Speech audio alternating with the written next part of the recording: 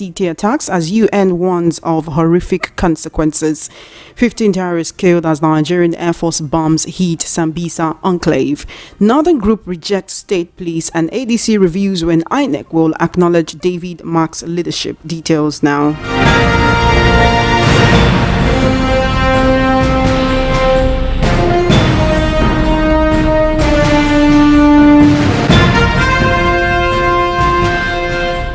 Thank you for staying tuned. The World News at 12 begins on the foreign scene, where Israeli forces are intensifying their attacks on the outskirts of Gaza City as the military steps up preparations for a ground offensive to conquer the enclave.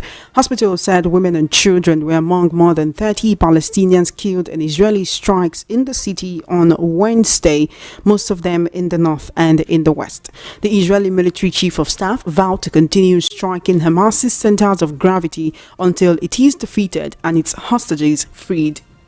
The UN and aid groups said the Israeli operations were already having horrific humanitarian consequences for displaced families sheltering in the city, which is home to 1 million people and where a famine was declared last month. Meanwhile, Israeli protesters took part in what they called a day of disruption to press their government to immediately agree a deal that would end the war in return for the release of all 48 Israeli and foreign hostages in Gaza, 20 of whom are believed to be alive.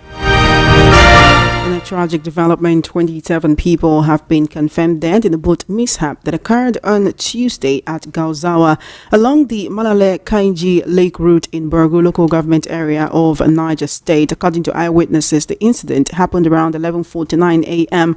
while the National Inland Waterways Authority (NIWA) rescue team arrived at the scene at about 1:33 p.m. The wooden boat, which was reportedly carrying 138 passengers, capsized along the Shagunu Dunga axis on Kainji Lake.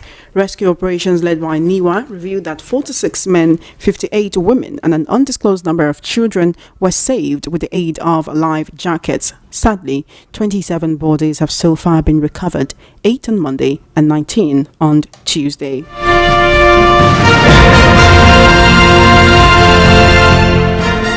Meanwhile, the Nigerian Air Force has confirmed the killing of over 15 terrorists and the destruction of key structures during airstrikes in Zuwa, Borno State.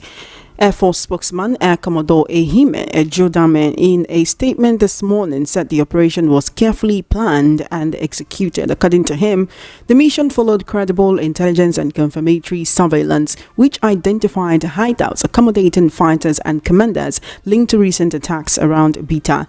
The Air Force spokesman expressed confidence that the strikes had brought Nigeria closer to restoring peace.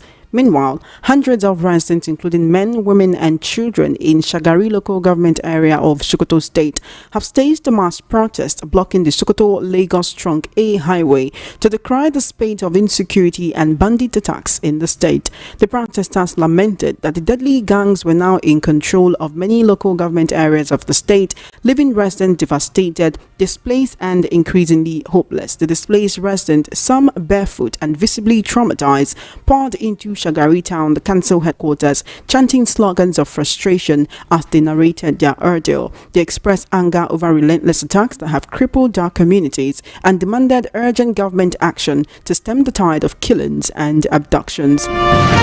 In a recent development, the Northern Youth Council of Nigeria (NYCN) has condemned in strong terms the proposed creation of state police. NYCN labeled the state police as a misplaced priority and a waste of time for the federal government. A statement issued by the national president of the Youth Council, Isa Abubakar, said the organization believes the initiative will duplicate existing agencies and fail to address the fundamental issues plaguing Nigeria's security architecture. According to the NYCN, the current security agencies are already grappling with severe challenges such as chronic underfunding, manpower shortages, insufficient equipment, poor welfare for personnel, and widespread allegations of corruption. The council argued that creating new agencies would only compound the problems rather than solve them, suggesting instead that it would be more effective to recruit and train individuals from their respective state to serve in the existing Nigerian police force so that they receive adequate welfare and allowances. The NYCN expressed deep concern over that state police forces would inevitably fall under the control of politicians, leading to the abuse and violation of citizens' fundamental human rights. The NYCN asserted that a nation with over 200 million people requires a police force of at least 5 million, a stark contrast to the current force of less than 300,000. Meanwhile, details have emerged following a meeting between President Bola Tinubu and governors of the Northeast at the presidential villa. The regional leaders during the meeting pressed for urgent completion of critical road and rail projects that cut across the 6 states of the zone. In a presentation under the aegis of the Northeast Governors Forum, the governors listed road projects needing completion in their respective states. Borno State Governor Babagana Zulum, who spoke on behalf of the forum, commended President Tinubu for sustaining the counter-insurgency effort of his predecessor and for fostering peace in the troubled region. He pledged the governor's support for the president's renewed hope agenda, particularly in the areas of manpower training, technology deployment, and agricultural development as tools for addressing insecurity.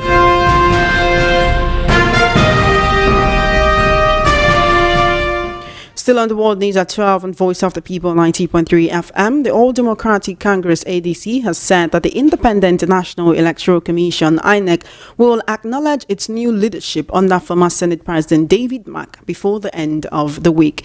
This disclosure was made by the party's National Publicity Secretary Balaji Abdullahi while speaking on the monitored political program. According to him, the issue was largely administrative and not political. He explained that INEC's role was simply to observe and validate due process and not to approve party leadership. Let's take a listen to Balaji Abdullahi speaking on this development. We don't need INEC recognition. INEC doesn't need to recognize us, right? What INEC needs to, because the issue of party leadership is entirely the business of the political parties, right? INEC just need to be informed that these are the leaders of our party, and they want to know that the process of transition, the process of electing or selecting or appointing this leader, as the case may be, follow the due process. Do you understand what I'm saying? So it is more of administrative process rather than political approval. INEC has no role to play. So when you organize your NEC meeting or as part of the process of appointing or electing new leaders, INEC needs to be notified within a statutory period of time to say, look, we're having this meeting on this particular day, I think to give 21 days notice to INEC, so that INEC will be able to monitor the meeting, not to approve the meeting or not approve the meeting. So when that day comes, INEC will now send their representative to that meeting to sit down and observe. So when you complete the process, INEC will write their own report. Then you will now write the minute of that meeting, and you communicate it to INEC to say, this is what we have done. Do you understand? It is based on what you have written to INEC. The INEC will now take action. So what you see as INEC not recognizing the leadership of the ADC is just administrative, and we're going to resolve it this week.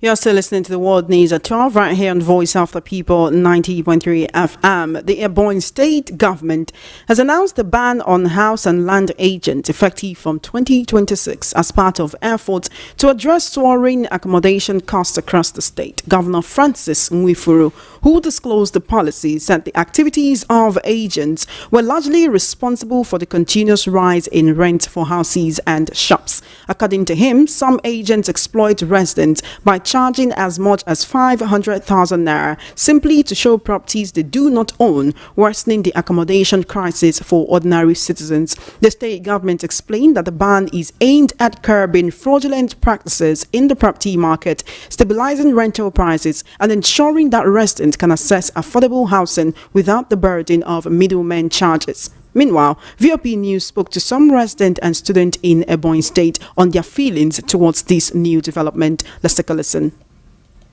At this point, I'm so fed up and tired. The fact that landlords and agents are not considering people down to students. You know how long I've been looking for house now? Over 2 months now. They'll tell you rent, a room self-corner, just students room, very tiny room, 800k. Then agents now tell you 150k. You still pay for lawyer fee and other fees. At the end of the day, it will be 1 point something million just for a small house. Eh?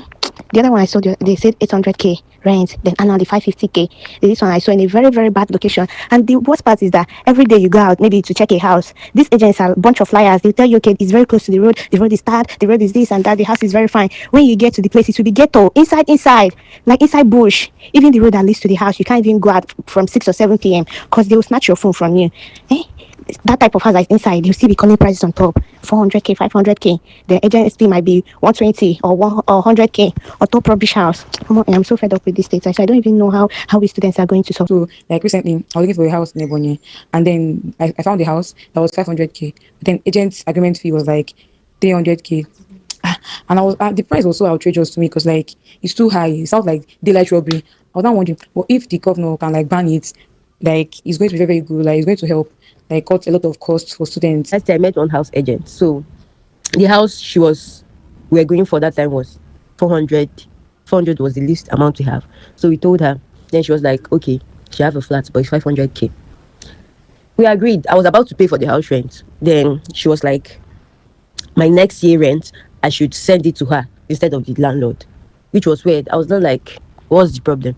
Not knowing that the set house that I was going for 500k for was just 250, and it was a shared apartment, which was a very, very, very bad experience from these people. They are charging way more. They can even charge twice of the house rent, which is crazy. So as at last year, I came back to Abakaliki. I was looking for a house to rent. Any house I go to, like, they're like, I have to pay agent fee, even though I did not consult any agent to help me look for a house. They're always like, I have to pay agent fee. That even though I did not find the house through an agent, that they say an agent working for the house. So I'm like, okay, how much is the agent fee? And I'm hearing like 100k. Okay, your house is 200k. Agent fee is 100k. Like, what's the difference?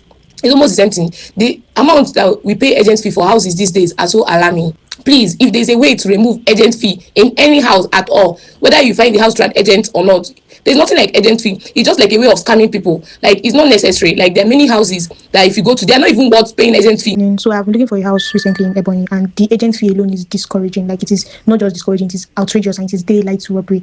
It's the recent one that was sent to me was the rent was 400k and the agent fee is 350k. Like, how insane does that sound? I don't understand. They'll tell you, oh, it's agent fee, lawyer and agreement, and so many rubbish to just justify. Still on the world news at 12 right here on Voice of the People 90.3 FM. Joining me to discuss issues on the news today, I have Ola Emmanuel. He's a political, social and national affairs analyst. Thank you so much for joining me today and good afternoon. Hello, good afternoon. Voice of the People family and the nation at large. Good afternoon. Good afternoon to you, sir. Thank you for joining us today. It's always a pleasure whenever we get to have this conversation. Let's begin with the ADC revealing that INEC will finally acknowledge David Mark's leadership this week. This is according to the National Publicity Secretary of the coalition, that's Bolaji Abdullahi. He said they don't even need INEC to recognize them, that it's not about recognition. It's just about INEC affirming that, okay, we have now seen that this is the current leadership of the ADC. We've talked about this before, how on INEC website, you still have Ralph Nwosu and the previous leadership, all of whom have stepped down for the David Mark leadership to take over. And there's been questions on if INEC is not recognizing this particular leadership. What do you make of this? Well, like I always said this, anytime decision is made, has been made, counsel is irrelevant. So coming to the either acceptance or rejections of the leadership position of whoever becomes the ADC frontliner, INEC is not a determinant factor. INEC is not a party, it's a partisan policy, it is an organization of people. So whosoever becomes the leader of the ADC has nothing to do with INEC, and they should stay clear. All they needed is working tenets of the rules that guide political parties. So if the ADC choose to give whosoever they want as their leader, INEC does not have a say, except they are telling me that it's INEC now that has the derogatory power to choose who becomes the party leader in Nigeria. So anybody can become a leader of any political party. You know, of course, INEC cannot choose, but like INEC officials have to be there whenever they have a convention or any meeting to determine who will become the chairman, so that they can tell that, okay, this process was transparent, so that they can tell that everyone in the party was involved. We know that there's been quite a bit of rancor between some people who have been part of the ADC before the coalition took over. The presidential candidate of the ADC in 2023, Dumebi Kachiku, has been very vocal of how he's not very happy with the way it seems the coalition, Atiku, Obi, David Mark, Rufai Amechi and others, they came and took over a party which he claimed he had been building up before now. Even the one person they have in the House of Reps, who is Leke Abejide, he says he's the national leader of the party and he will not allow this coalition to take over. So they seem to be encumbered around on every side by different issues. This issue of affirming their leadership is just one of them. The truth is this. Let's get something straight. One, let's accept the reality that this is Nigeria. And as far as my little knowledge in my social sojourn is concerned, objectivity is far away why emotions has actually become what dictate the pace of things in our various endeavors cut across all spheres, whether private or public. The truth of the matter is that let's accept the fact that politics is a game of smartness. So whether you have been leading the party right from before, I don't want to go into, if not, I will have speak about the PDP leadership and the quagmire that is happening currently. But let's not go there. So whoever has become the party leadership, the ADC, before the coalition comes in, yes, that is true. Undermining the people who has held the party long before the coalition comes in is completely a big blow. But as it is like this, what they need to do is a homework within themselves. Then they come to terms. Certainly, this uproar will come. But if they are able to do a homework from within their house, they should be able to settle all that without bringing in. Remember, I said something about 3 months ago, that this ADC thing is something they had planned, and it is a scheme. And it will interest you to know that there are persons from within the bombed an unk right there in Borno State, and this is one thing that we commend the Air Force for. But while this is going on, yesterday we had a conversation about President Tinubu saying state police, the creation of state police is unavoidable. That is to say, we may actually be looking at state police very soon. But the Northern Youth Council of Nigeria has rejected this, saying that it is a misplaced priority and it is a waste of time. They think that politicians that are not mature to handle a security system would use this for their own benefit and against the people that the state police are meant to be protecting. Do you agree with this assertion? Well, I do not completely agree. The reason for my disagreement here is this. The fear of loss is the reason why some persons jump into untimely instances that they cannot really determine. If the president of this great nation is saying that state policing is a way forward, why not?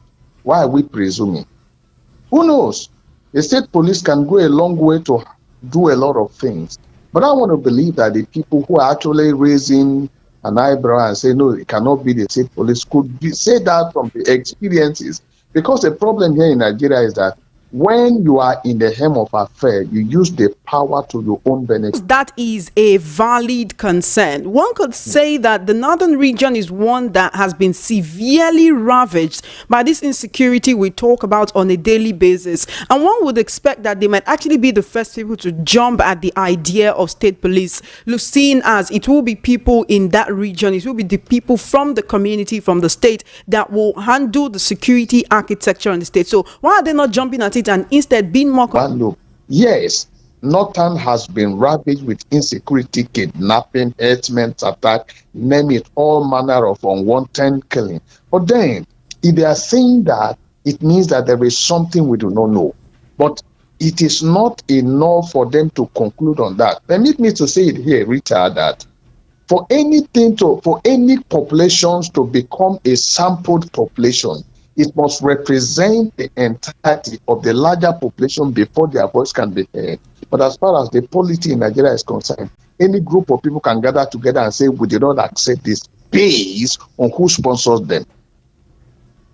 All right, then. Let's quickly talk about the Zamfara State governor coming out to say that he knows the location of every bandit kingpin in Zamfara State. He says if he's to point out their location one after the other, he knows what to do, but he lamented he's unable to take action because he doesn't control the security apparatus that is necessary to arrest these people. In fact, he says he can end banditry in 2 months if he's given control of security agencies. You see, the truth is this. That is not the first person making this kind of statement. Since 2011 to this moment I speak, there are a number of statements that can be accredited to certain personalities that says that this banditry, some are even telling it's a business. Some even say that it's something that they're doing from within. Some even say that they're using these things to make money for themselves. Some people have been pointed to as being responsible for this whole thing. But up to this moment, how many people have been brought to book? So if a Zamfara State, he is an authority that we can say, quote and unquote, and if you say that can happen, it means he knows what he's talking about. But it will interest you to know that something happened sometimes in the Middle Belt. I don't want to call the name of the state. A lot of personalities of high esteem has gone there to say this is this. After this person fled, the next day there was massive killing. Do you know why? The state governor is not in control of things.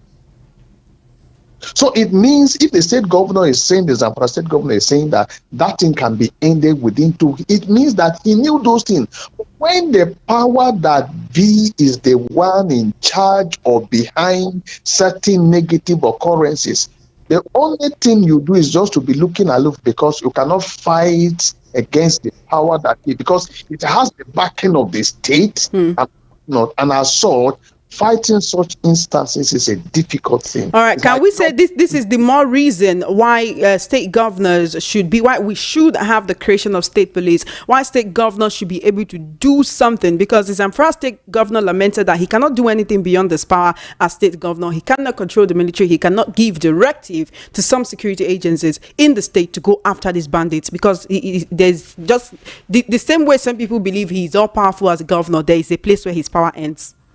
Yeah.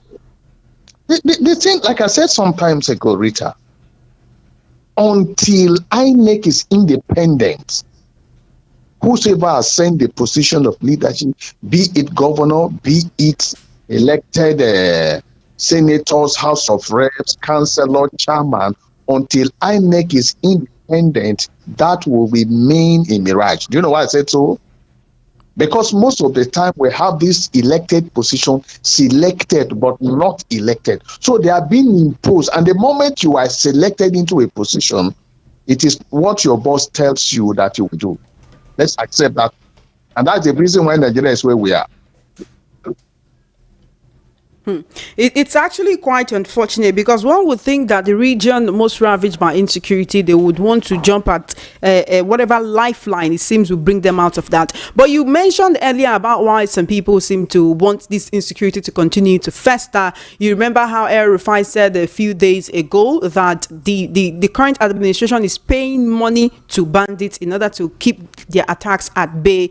It was last month he came out to say that the president withdraws 100 billion naira from the Nigeria's treasury every month and gives it to security chiefs or to states to ensure that insecurity is a thing of the past. Then there's also the talk about security votes and why some governors don't want insecurity in the state to end because of the security votes that they get from that. So yes, as much as we can say that insecurity is a business, it's just so sad that the people who are most affected by this don't have a say in what happened. The other day, one lawmaker from Katsina State bought weapons for his people as a constituency project. Is this the stage where we are now?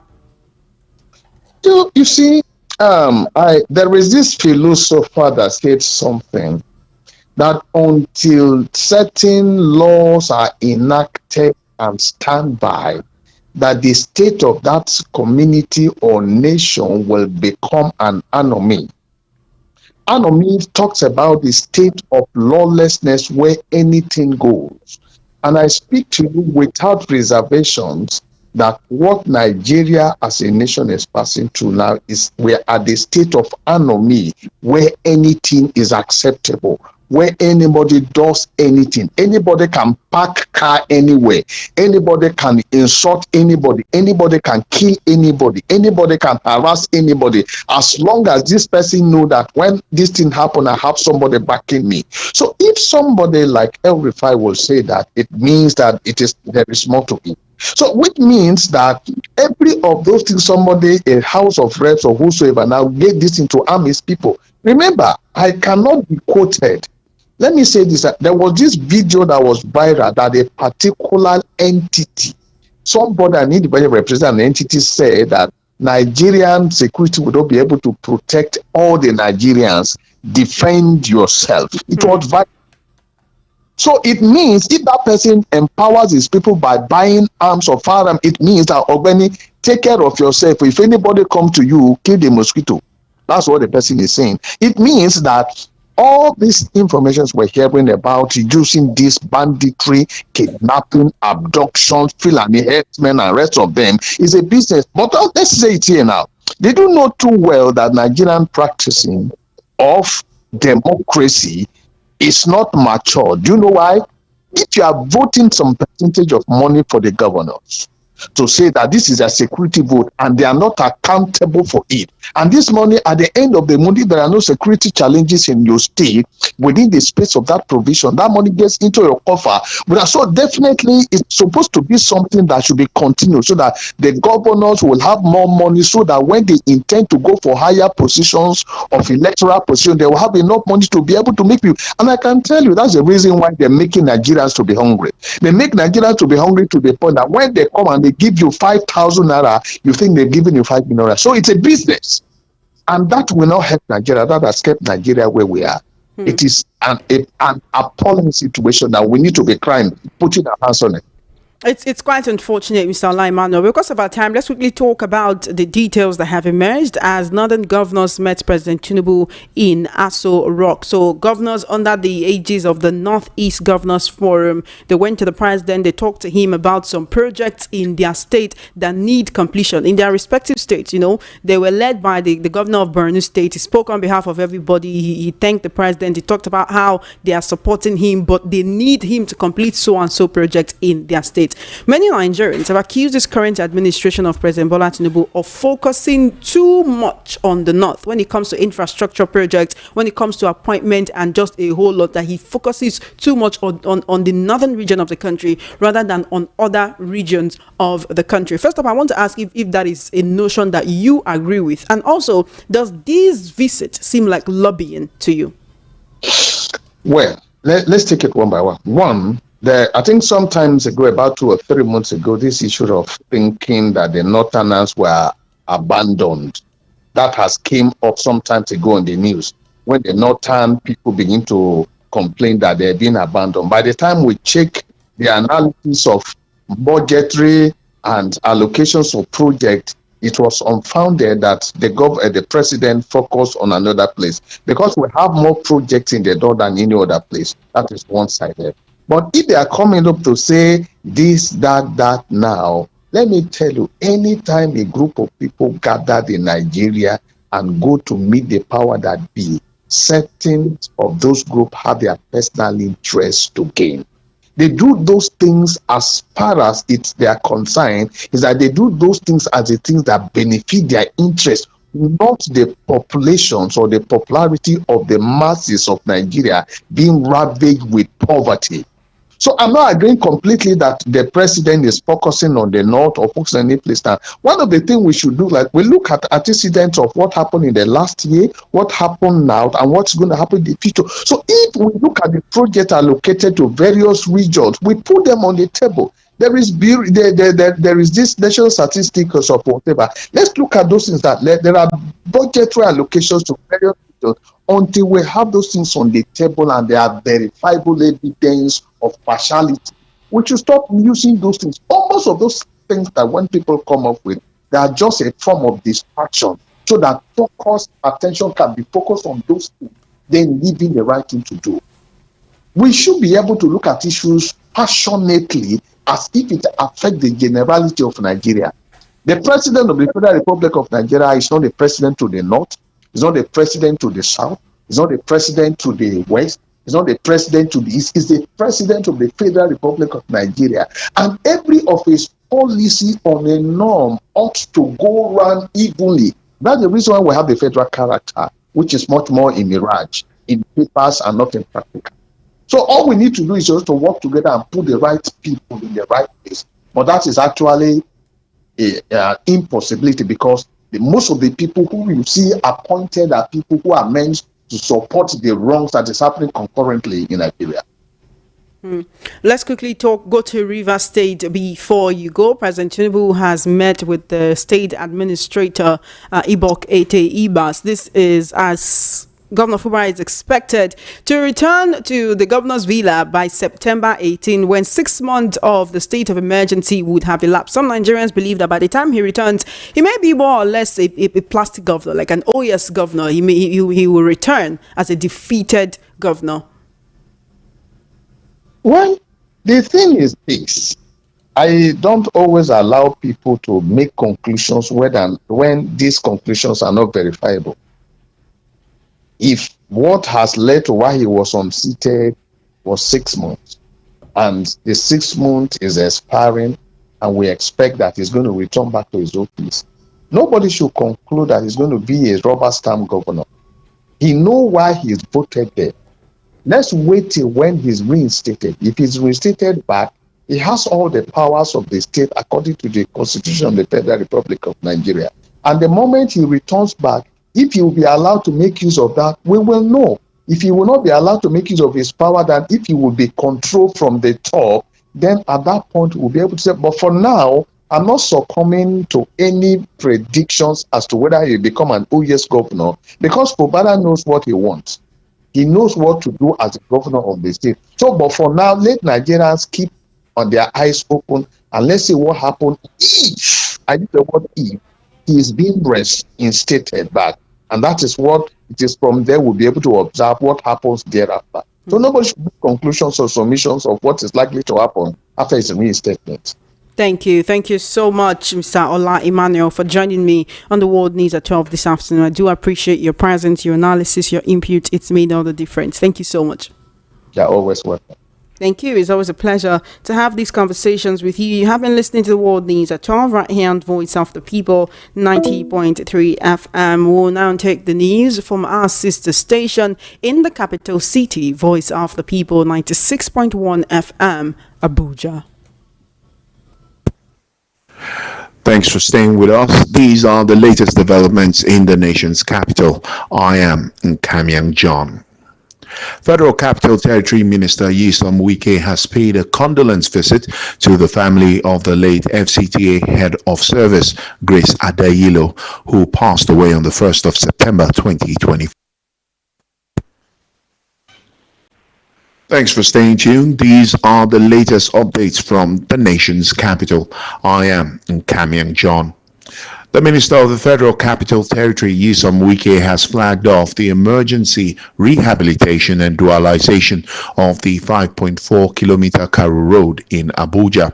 Speaking at the ceremony, Wike assured residents that the project, expected to be completed within 10 months, will come with solar-powered street lights. He said the project is part of President Bola Tinubu's renewed hope agenda to extend development to satellite towns. The minister urged the Karu community to take ownership of the project, praising AMAC chairman Christopher Meikalangu and former Senator Philip Aduda for their support. He also commended the contractor Abdul Val Nigeria Limited for its track record on similar projects. Hundreds of indigenous contractors on Wednesday stormed the Ministry of Finance in Abuja, demanding payment for completed projects valued at more than 4 trillion naira. The contractors, under the umbrella of All Indigenous Contractors Association of Nigeria, accused the federal government of failing to settle debts from 2024 capital projects. Association President Jackson Wosu said less than 1% of contractors had been paid, despite government claims to the contrary. He revealed that many members are in financial crisis with some losing their lives while waiting for payment. The group also alleged that ministries had stopped forwarding payment approvals due to a funding freeze, worsening the backlog. A tragic accident has claimed the lives of a couple and a roadside tout, popularly known as Agbero, in Abuja. The crash occurred on the Nnamdi Azikiwe Expressway between Mabuchi and Banex after touts attempted to hijack the couple's vehicle. Reports said two touts forced their way into the moving car and tried to seize the steering, causing the vehicle to ram into a taxi. Police have dismissed claims in a viral video that some touts were burnt to death by angry residents following the incident. The Nigerian Safety Investigation Bureau says the preliminary report on the Abuja-Kaduna train derailment will be released in 23 days. The Bureau's Director General, Captain Alex Bade Jr., made the disclosure at a press briefing in Abuja. He explained that the train, with 8 passenger coaches and 2 locomotives, departed Idu Station in Abuja at 9:45 a.m. and stopped briefly at Kubwa before the derailment occurred near Asham Station. 5 coaches of the train were affected in the incident. Those are the latest developments from the nation's capital. I am Kamyang John. Thank you for staying with us. That was the news from our sister station, Voice of the People, 96.1 FM, Abuja. You have been listening to World News at 12 right here on Voice of the People, 90.3 FM. Just before we wrap up, let's take a look at the top stories again. You heard that Israel has intensified Gaza city attacks as the United Nations has warned of horrific consequences. 15 terrorists killed as Air Force bombs hit Sambisa enclave in Borno State. Northern Group rejects state police, and ADC reviews when INEC will acknowledge David Mark's leadership. That is a wrap on the World News at 12. My name is Chioma Innocent. Please follow our social media handles at VOP 903 FM. For coverage of your live event and brand news mentioned in our news bulletins, do send a mail to news@voiceofthepeople.ng. Good afternoon and thank you for listening. Do stay tuned. Matters will be coming up by 1:30 p.m. with Solomon Ofem.